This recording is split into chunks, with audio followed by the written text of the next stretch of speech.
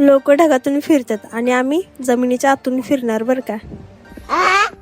Underground train म्हणजे हीच काय जी जमिनीच्या आतून जात्या. देवा, आम्ही तर पहिल्यांदा बसल्या, भीती पण वाटायला लागल्या, आनंद पण व्हायला लागलाय.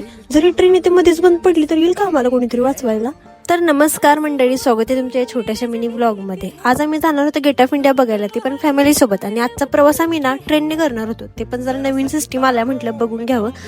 तिकीट काढलं, स्कॅन करून घेतलं, मग आम्ही गेलो. ट्रेनचा प्रवास सुरू झाला बघा आमचा इथे. मी तर फर्स्ट टाइम बसले असेल. याच ट्रेनच्या जागी जर गावाकडची एसटी महामंडळची बस असेल ना तर 17 भानगड्या आपल्याला कळल्या असत्या. पण इथे ना कोण कोणाकडे बघत पण नाही. बोलायचा विषय तर खूप दूर राहिला. मग आम्ही पोहोचलो एका लोकेशनवरती. त्या लोकेशनचं नाव तुम्हाला माहिती असेल तर आम्हाला कमेंट करून नक्की सांगा.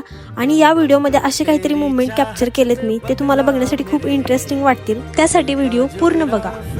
आणि असे छोटे छोटे मुवमेंट एन्जॉय करत आम्ही पोहोचलो बघा फायनली ताज हॉटेल जवळ. जे मी प्रत्यक्षात बघितलं, जे मी कधी विचार पण केला नव्हता की माझ्या आयुष्यात मला रिअल मध्ये बघायला भेटेल.